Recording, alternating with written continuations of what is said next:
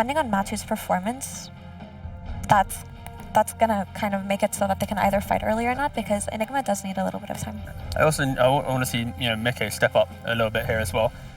Clockwork and SD aren't going to be able to rotate on Quap that well, so it means that the 1v1 vacuum of Hoodwink and Quap can go pretty much Quap way. So if that goes well, the supports really can't help. Then he connects with Matu, game can go their way. But again, it's very much on how Liquid enters this game with confidence, because the eventual insurance policy of SD, Clock, and Luna will reign. I'm playing Hoodwink today. I'm playing Hoodwink today. Yeah. And he's got it. He's got it. And of course, we've seen before, Nine. He's a master of these sort of heroes. I mean, pretty much master. What other players would you sort of put up there as solid Hoodwink mids other than Nine in the Dota 2 world? Well, Thompson. Is that the only other one? Is it Nine and Thompson?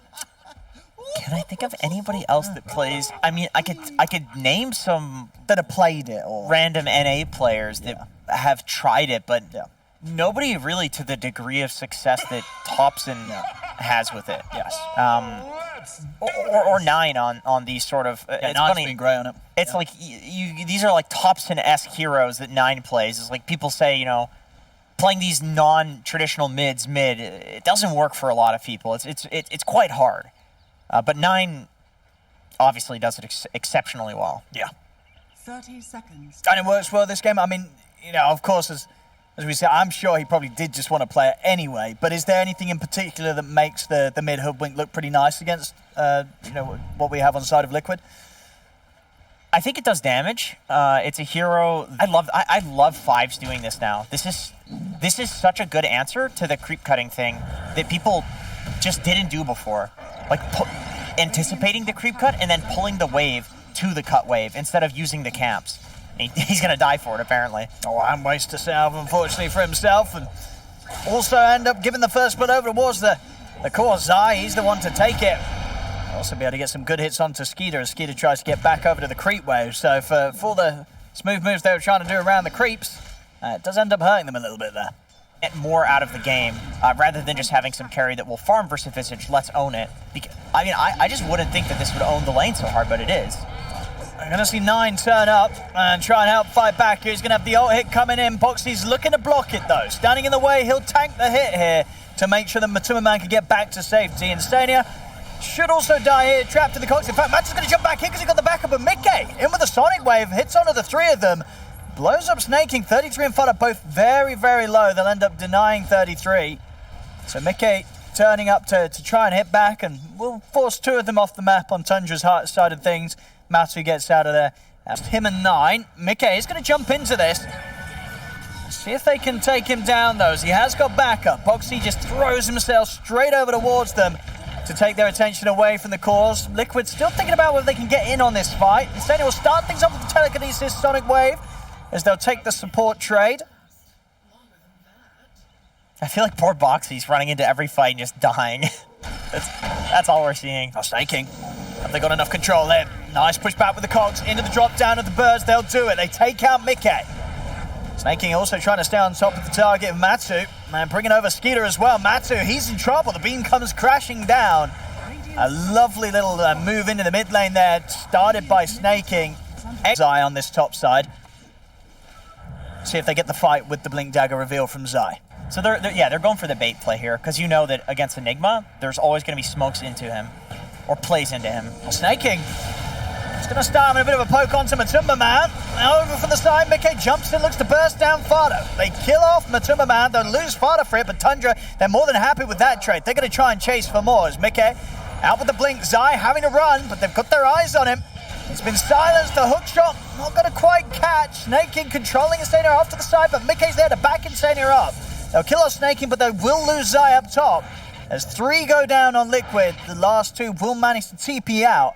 But again, Liquid, they get to this point. They've got the Blink Dagger. They try and make a play happening. But Tundra, it seems like they're just fully prepared each and every time. Yeah, I think if you're Liquid and you're looking back at this fight, you think, like, it shouldn't be Matumba walking up that hill there, because you're losing one of your biggest damage sources. I mean, you're losing. And they didn't have any vision up there, did they? No, that's the thing. Somebody has to run up there.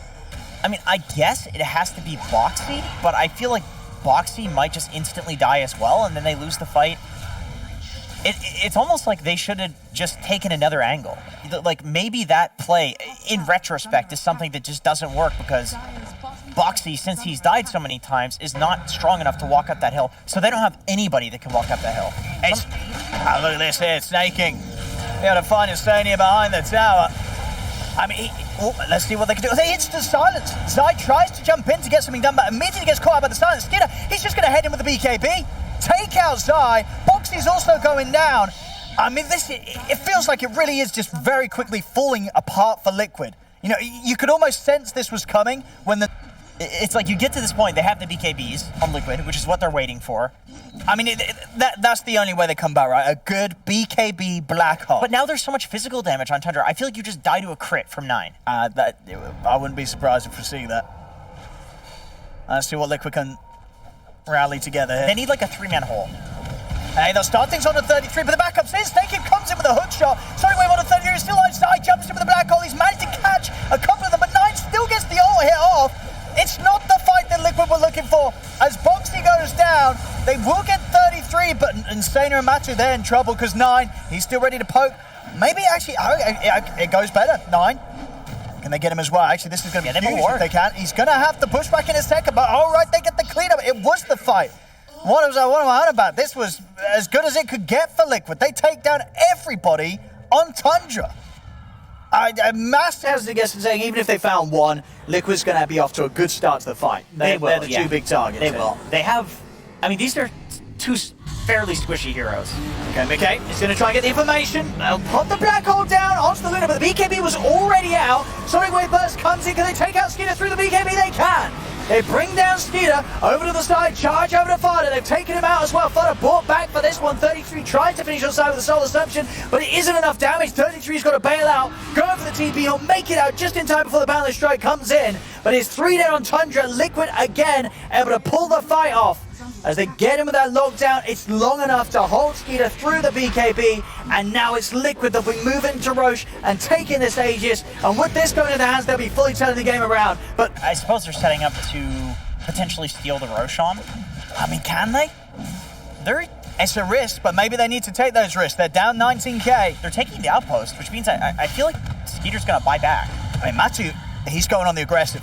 Straight in onto Snaking. Snaking turns with a quick hook shot. 9 tries for the combo, but the destruction will stop. Inside it on the back again. BKB Black Hole locks down 9, locks down Fada. The Sonic Wave will do it. There'll be 3 buybacks coming around from Tundra. Can they turn this fight around? They need to if they want to hold a chance in this game, and it's not going to be easy. 33, no TP available for him as he's slammed down by the Boundless. Skeeter caught by the ultimate of Boxy. Matu jumps in with a spring straight on top of him. Tundra, they're looking to hold their ground, but they cannot do so. The physical damage from Matu make it too much to take down Skeeter through the BKB. It is over. GG is called. Liquid, they will turn around and take this game 1 from Tundra. This is like the 3rd game in the European DPC that we've seen Liquid losing early by a pretty hefty margin, and then they still turn the game around. Game 2 coming your way between Liquid and Tundra here. It's DreamLeague Season 16 powered by Intel, the Division 1 of the Western European DPC League. And at the moment, Team Liquid, of course, the game up. And on top of that, they are 3-0 so far in the season, while Tundra is 2-1, so they will really... Low armor hero, you have hoodwing spells being thrown from far, Spirit Breaker. They've got TP coming in. They're able to close in onto Zai. They will be able to. Insania, he's there ready to back him up. Holds back 9, but the pure damage comes out from the Sonic Wave. Boxy tries to go in to hold them off. Won't manage to do so as 9's game continues to look very, very nice. 6 kills, and he is on a roll. He's even thinking about going for more here as he steps up towards the triangle. They will be prepared with the burst. Light Strike and Lugido thrown out immediately, but the stick charges are there. 9's able to get out. As the ultimate from Mickey, not enough burst to bring down that Queen of Pain as 9 walks out, and now the threat of the Laguna Blade is out of the game for a minute. And they'll hold back from this. Zai attempts to set it from the side. Bushwhack not in time to stop the hammer from coming down. Skeeter, he'll try and run, but the Sanities comes down from Zai. They've taken out the 2 of them. Boxy has also got the Wukongs at the ready if Tundra do try and fight on. He'll pop the Wukongs now. 9 pushing back and staying with the Sonic Wave. Jump over to Mickey. They bring out the Lina. Can they get anything more though? 9 taken down by the boundless strike and clicks of Matu and Boxy. They've lost 3 here on Tundra, soon to be more. They've got the control for 33. X-Mark from Matu drags him back in. 4 dead on Tundra. As Liquid fighting very fit there as Zai once more setting things up with a quick no hesitation kill as he drops the ultimate to delete a hero. Sure, which you can see they're just walking into Roche. It's quick, right? They're going straight for it though, Tundra. Do they make it in time? Sania, he's going to get taken down. Boxy trying to hold them back from the attempt to move towards Roche. See the buyback come out from Insania. Sanity's dropped, not enough to get any kills this time though. Roshan's still low. Can they interrupt this in time? They're sending the birds in. Roche so low right now, but in Liquid they still get it. They kill the Roche, get the Aegis onto Mickey. Mickey gets burst by the Sonic Wave. We'll be back for a second round. 9 getting aggressive with the BKB. See if they can isolate Mickey a second time. They can. The birds drop down. Mickey left behind in the pit as the rest of Liquid bail out of that. Wow. If they get the catch on him, 20 seconds until this BKB's up. Matu, he's got the setup. And he's, okay, he hasn't quite got a smooth combo. Sonic Wave to stop the TP backup coming in. Zai has turned up 5 seconds until the BKB. 9, 2 seconds. I think he's going to be fine. He's going to have the BKB. Oh, no, he didn't get it in time. He does now. He's out to the side. TP in 2 seconds. Zai's looking for him. If he can blink once more in TP, he's probably going to make it out. Blink to the side, but it's not the place to blink to. It ain't the place to blink to at all. Matsu was there waiting. 9 goes down over towards the mid. Quick charge in from Snake King. They'll turn with the combo on the Skeeter. Skeeter, his own BKB also on cooldown, so he's not got a chance. Both cores down. 33 having a TP out of there. Snake King will be able to charge away. But the way that things are going, it just doesn't look likely. I feel like somebody has been dead on Tundra for the last 10 minutes, at least. Like somebody's always dead, and then Liquid is getting another pick off while that person's dead. Mickey, he's looking for the kill. He's going to be able to get it. The damage too high here from Mickey. As Farda also taken down. 9 tries to enter the fight, but the BKBs are up from Matu and Mickey. Mickey just right-clicking them to pieces. 9 turns with the BKB. He's looking for Matumba Man. Hasn't got enough bursters. Insane is able to keep him safe. 9 blinks back. There'll be a buyback from Skeeter, but there's 3 dead on Tundra, and those 3, they have no way to enter back into the game. So Liquid, they'll take the mid-racks. 9 will jump in looking for Mickey, but again, they're ready to turn back towards him. He'll put the Shiva's guard, but the right clicks is too much for 9. 9, he'll blink to the side. Oh, actually lived. He will live. They're taking away the Aegis. 9 has to go and reset in the fountain. I mean, can he get back out and catch anything else from Liquid? It doesn't look like it. Liquid, they're backing off. Especially on a hero like Kunkka, where you have the run buff. Yeah, I really feel we're going to see more and more teams running the safe lane Kunkka. It just feels nice, and I feel like it's one that the carry's going to be happy to play, right? It's just a fun hero. It's a fun hero, yeah. It's a good one. Tundra, everybody's up, but what can they do? They're losing their final set of racks here very, very quickly. 33's in with the BKB. They're trying to go over towards Mickey. 9 with the Sonic Wave focuses Zai, but the BKB's out. Zai is getting bashed, but the save's there from Insania. False promise over to Zai. Skeeter goes down. He's out for 100 seconds. And with 33 falling as well, this game shortly coming to an end. A Snake King can't even escape. The Boundless Strike comes down. GG is called. Liquid having very few struggles here in this game, as this one was very close to, if not complete domination from the mid-game onwards.